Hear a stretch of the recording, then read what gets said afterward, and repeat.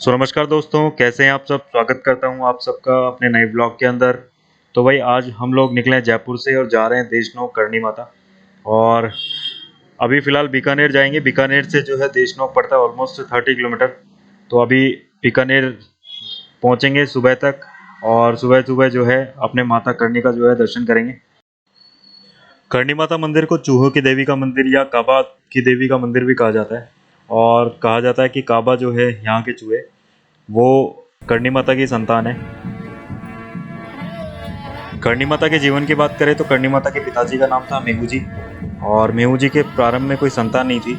संतान प्राप्ति की इच्छा के लेकर जो है मेहू जी एक बार हिंगलाज माता के मंदिर में गए, जो अभी फ़िलहाल पाकिस्तान में। और वहाँ जाकर पूजा अर्चना की।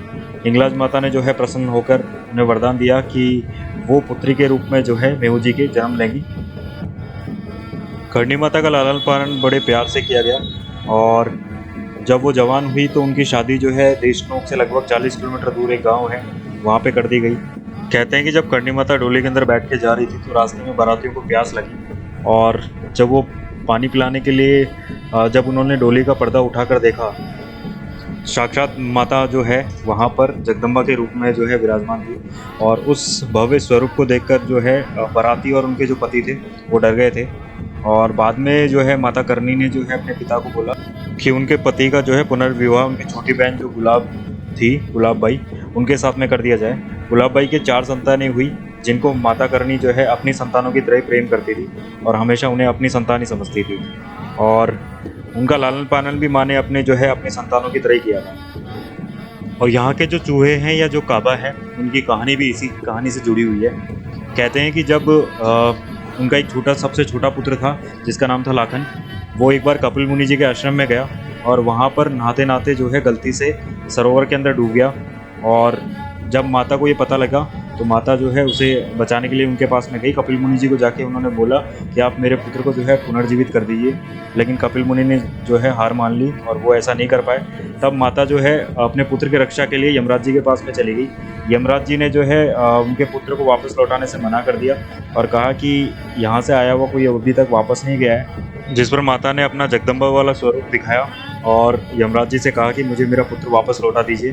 तब यमराज ने गुस्सा होकर उन्हें श्राप दिया कि आपका कोई भी पुत्र जो है उसको कभी भी आगे यहाँ पर जगह नहीं मिलेगी, ना तो स्वर्ग में और ना नरक में। तो माता ने उनको बोला कि मेरे पुत्र मेरे साथ जो है धरती पर ही रहेंगे और कभी भी आपके यहाँ पर वो नहीं आएंगे। और तभी से कहा जाता है कि जो उनके चारण वंश के जो वंशज हैं, जो उनके पुत्र हैं, और वो जो है जब उनकी मृत्यु हो जाती है तो उनका जन्म जो है वापस जो है मंदिर के अंदर काबा मतलब चूहों के रूप में होता है। और वो अपने कर्म के अकॉर्डिंग जो है इन चूहों का जीवन व्यतीत करते हैं। अगर किसी ने अच्छा काम किया है, अच्छा कर्म किया है, तो वो माता के समीप रहता है। और किसी के अगर पुण्य कर्म नहीं है, उसने अच्छे कर्म नहीं किए हैं, तो वो मंदिर के बाहर जो है एकांत में जीवन व्यतीत करता है। तो माँ ने जो है चारण वंश के जो वंशज है उनके लिए स्वर्ग और नरक यहीं पे बना रखा है। तो लगभग करणी माता के मंदिर के अंदर लगभग जो है 20,000 चूहों के लगभग है, जिन्हें यहाँ के पुजारी जो है काबा बोलते हैं। और इन चूहों को जो है यहाँ पर जो भी प्रसाद आता है, ठीक है, उसका उनको भोग लगाया जाता है।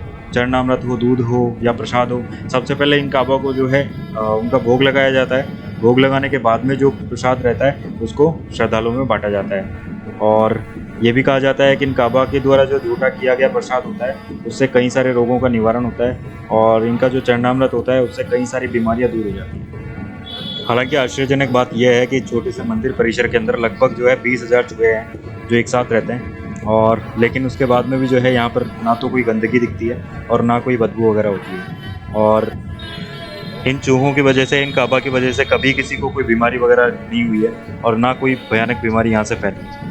तो ये बात जो है वैज्ञानिकों के लिए भी जो है आश्चर्यजनक होती है, क्योंकि कहा जाता है कि चूहों के जो जूठन होती है या चूहों के संपर्क में रहने से प्लेग फैलता है। तो यहाँ पर ऐसा कुछ भी नहीं है। उल्टा जो है चूहों का जो जूठन होता है या उनका जो झूठा प्रसाद होता है, चरणामृत होता है, उनसे यहाँ माना जाता है कि मतलब कई सारी असाध्य बीमारियाँ दूर होती है।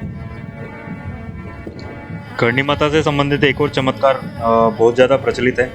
कहते हैं कि जब करणी माता बूढ़ी हो गई थी तो यहीं देशनोक के अंदर उन्होंने जो है माता की आराधना की और यहीं पे रहती थी और गाय चराई करती थी।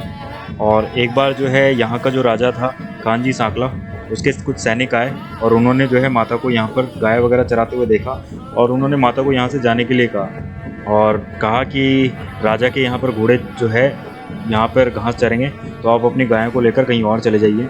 माता करनी ने जो है मना कर दिया।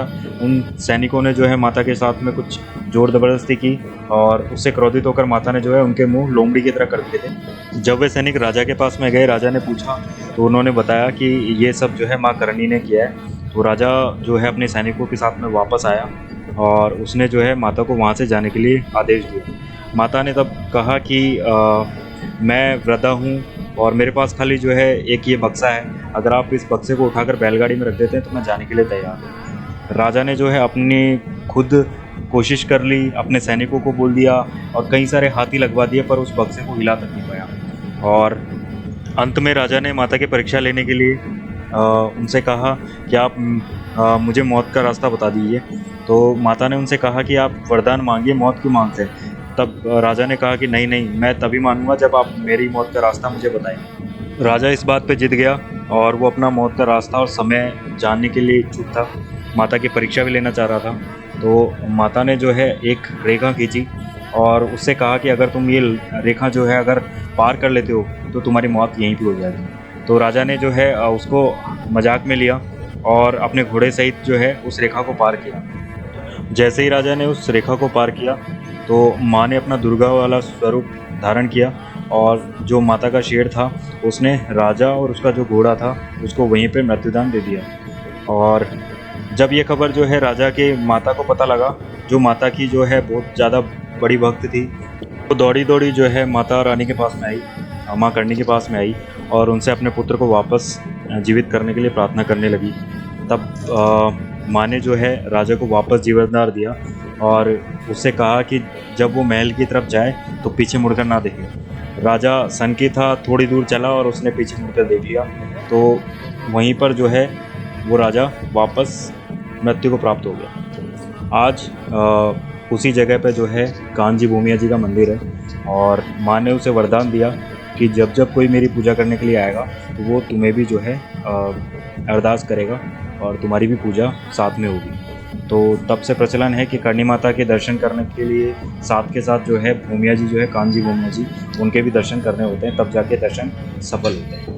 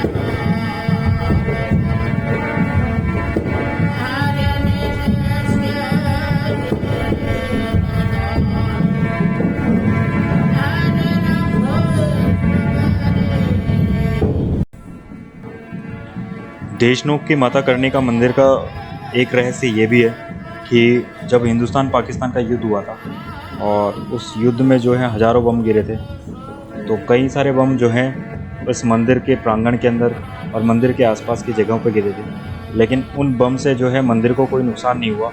और जो मंदिर के अंदर गिरे थे बम, वो यहाँ पर गिरने के बाद फटे ही नहीं, तो उसके बाद में जो है मंदिर को कोई आँच नहीं आई और मंदिर माता ने जो है अपने मंदिर की रक्षा यहाँ पे स्वयं की। और इसके अगल बगल में जो मंदिर के आसपास में जो बम गिरे थे, हालांकि उन बम से जो है बहुत ज़्यादा क्षति हुई थी, बहुत ज़्यादा नुकसान हुआ था, लेकिन मंदिर को उससे कोई क्षति नहीं हुई, कोई नुकसान नहीं हुआ। तो एक रहस्य ये भी है जो अनसुलझा है और माँ की कृपा है।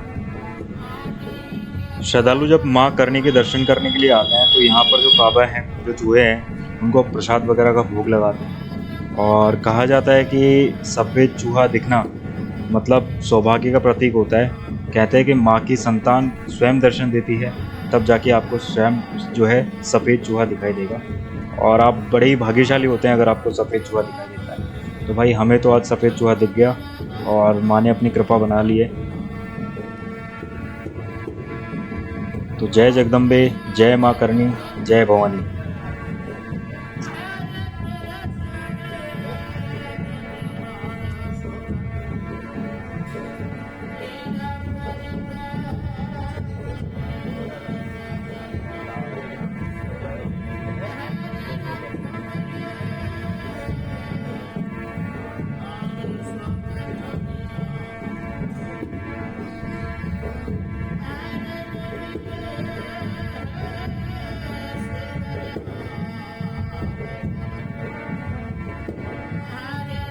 तो भाई देशनोक का जो मंदिर था उसके दर्शन हमने कर लिए हैं, माँ जगदम्बा के दर्शन हमने कर लिए हैं और अब यहाँ से जा रहे हैं हम एक दूसरे और मंदिर जो करणी माँ का मंदिर ही है और जिसे वाइट करणी मंदिर कहते हैं। तो अब निकलते हैं उसके लिए और देखते हैं।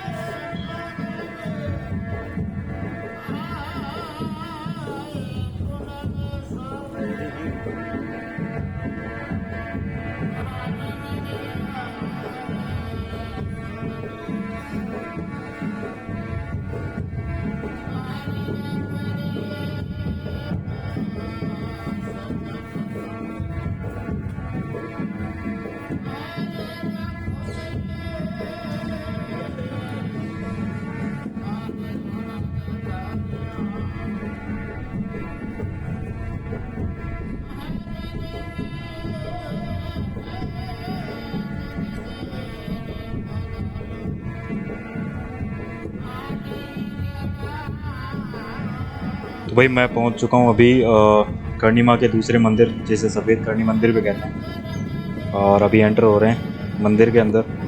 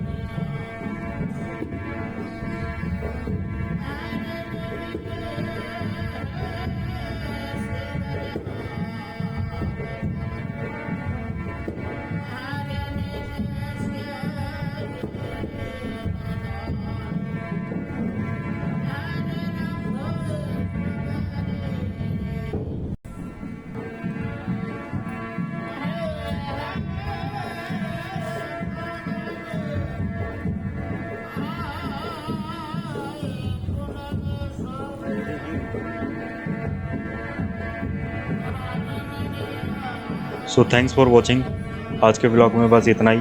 मिलते हैं नेक्स्ट ब्लॉग के अंदर, नेक्स्ट वीडियो के अंदर, और जहाँ हम चलेंगे जूनागढ़ म्यूज़ियम, जूनागढ़ फोर्ट और कई सारी जगह, मेरता, मीराबाई। तो अभी पहले देखते हैं स्टार्टिंग में कहाँ चलते हैं और उसके बाद में बढ़ते हैं आगे। और अगर आपने हमारे चैनल को अभी तक सब्सक्राइब नहीं किया है तो लाइक कीजिएगा, शेयर कीजिएगा और चैनल सब्सक्राइब जरूर कर लीजिएगा। So thank you. बाय।